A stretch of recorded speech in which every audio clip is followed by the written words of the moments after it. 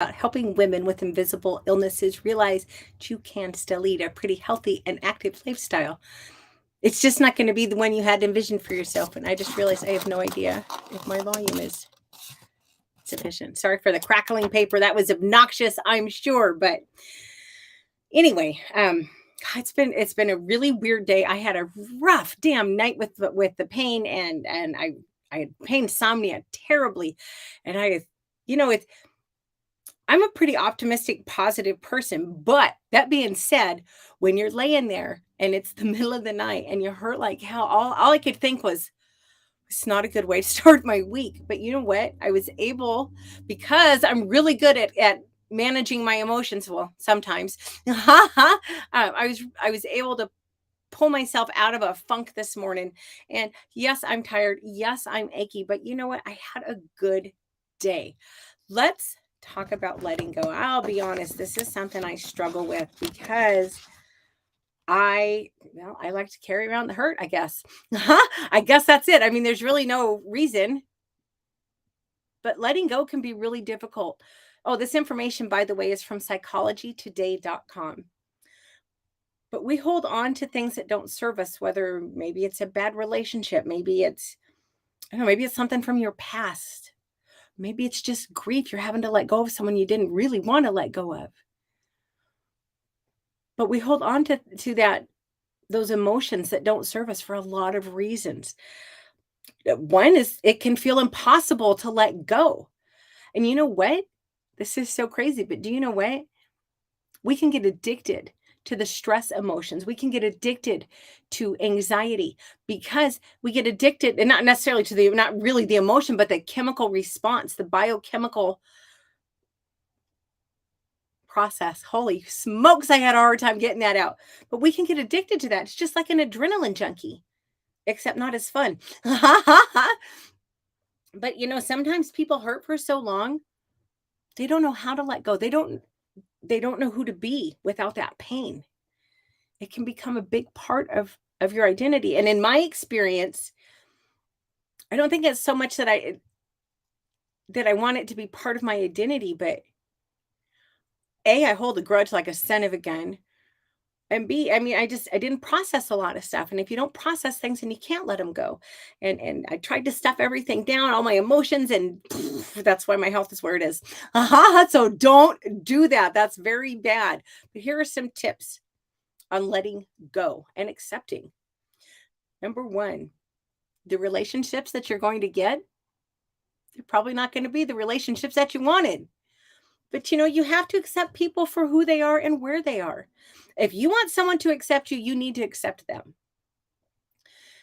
You need to be aware of your role in the relationship because you have a role. It takes two.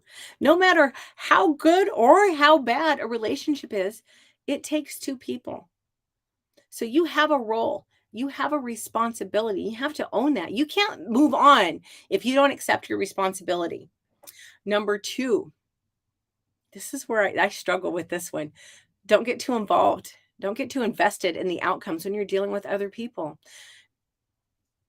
Expectations keep us stuck. They lead to fear of certain outcomes. I know with me, I struggle with conversations. If I'm concerned what the outcome is going to be, I'll just avoid it. Well, guess where that's gotten me? Not very damn far. It's not a good way to live. I don't recommend that. If you're dealing with somebody else and your needs and your expectations are not being met, you have to respond rationally. Don't don't go for a scorched earth policy. That's not going to serve anything. You're going to have to learn how to set boundaries. You're going to have to learn how to enforce those boundaries. It's not easy. You're going to meet a lot of damned resistance too, because the people who are used to walking all over you are not going to like it when you tell them no. And you know what? If they tell you that, if they're not going to respect your boundaries, if they tell you no, that tells you all you need to know about them. And maybe it's time to let that relationship go. Number three, I love the way they worded this. So I'm going to quote this: don't live in chains when you have the key. I really like that. Our self-limiting beliefs. Oh, I can't do that. Well, no. Nah, no, you can't because you just convinced yourself you can't or that won't work. No, it won't. Not if that's your attitude. No, it won't. That kind of thinking, it dooms you to failure. You need to open your heart. You need to open your mind. Trust yourself. And if you can't trust yourself, well, if you can't trust yourself, you really need to work on yourself. But what you believe is up to you. I know what I believe, and I can tell you from experience, my faith in God has made a tremendous difference in helping me learn how to open my heart and to be more trusting of my judgment. But you know what? If someone tries to tell you you can't do something, don't fight with them. Just go on, prove them wrong. Don't make an issue of it. Just, okay, and move on and go do it and go kick ass at it. And then don't gloat. Just smile very sweetly because that's so much more fun. Number 4, stop trying to control others because you can't. People pleasers. Stop trying to please other people. You know what? If someone's awful, you can't control that. And it doesn't matter how nice you are. They're not going to change unless they decide they want to. But they're not going to change just because you're nice to them. Some people are just not nice people. You have to let them be who they are. And that can often mean walking away to protect your peace. And you got to protect your peace. What the hell else do you really have? Number 5, what others think of you, it's irrelevant. One of my mentors says, and I love this, it's none of your damn business what other people think of you. And it's really not. The only opinion that you should truly be worried about is your own. And if you go to bed at night and you're sitting there thinking about all the things that you wish you hadn't done during the day, it's probably time to make some changes. But as far as other people go, I don't care who it is. Their opinion only carries as much weight as you allow it to have. I didn't say that very well, but you get my point. Number 6, you need to leave room for mistakes because we all make them. Failure is simply a learning opportunity. Now you know that whatever you just tried, it didn't work. That's valuable feedback. Look, if you didn't pick yourself up from failure, you would have never learned how to walk. You'd have never learned how to ride a bike. Failure is just inevitable. Accept that. Offer yourself a little bit of grace. Failure is only a bad thing if you don't learn from it. Find the lesson. Offer yourself some grace and move on. Number 7, you have to accept the things you cannot change. I know it sounds like a cliche, but it's the truth. You can't change the past. Quit trying to live there.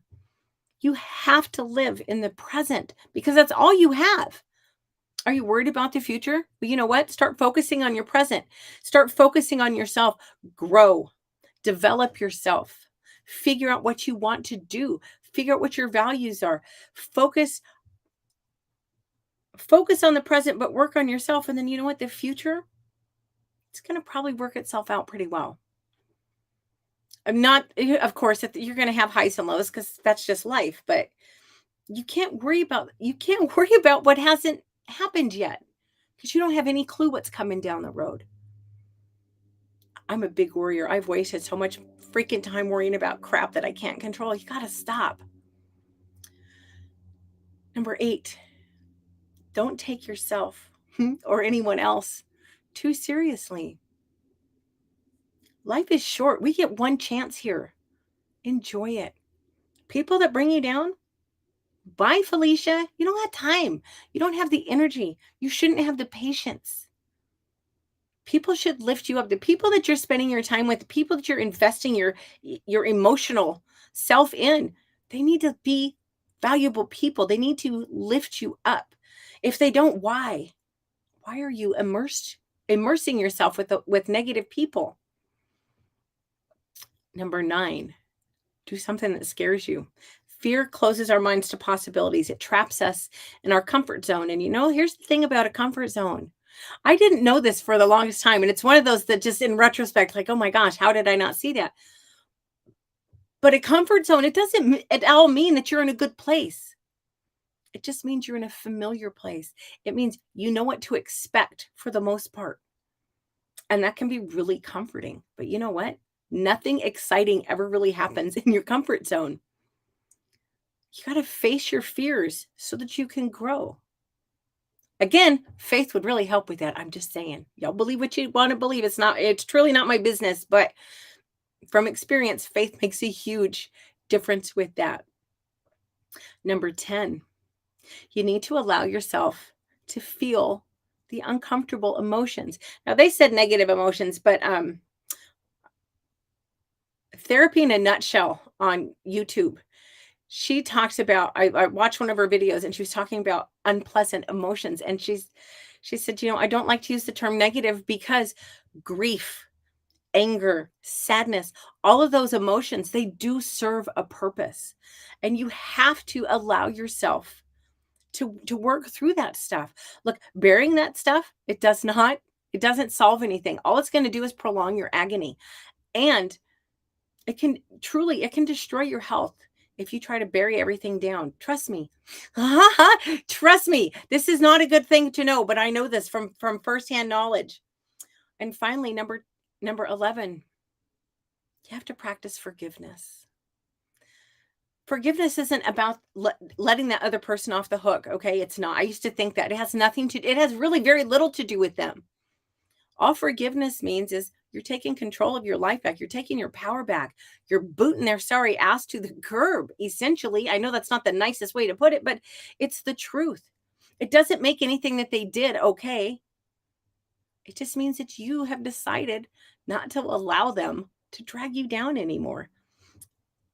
And another thing about forgiveness, quite often the people who are the hardest to forgive, I won't say always, but quite often, they're the ones who need the grace the most, because broken people are the kind of are someone who is deliberately hurting you, they're broken, and they need to have a little empathy because it's not fun to be broken, you know? It's not fun to go through life being so hurt that you're trying to hurt everybody around you. Anyway, that's all I have for tonight. I'm very excited. One of my Twitter friends and his wife are here, so going out to dinner. Well, I just went totally mind blank. Ha ha ha. I hope y'all have a great night. I will be back Wednesday at 5 o'clock Alaska time. Look, I'm not an expert on letting go because I'm like the queen of grudges. But you know what? Holding a grudge, it doesn't hurt the other person. It only impacts us. To learn to let go of things. Learn to let go of things and people that no longer serve you. But if you do have any questions, the only place you're going to find me is on Twitter at Alaskan Courtney.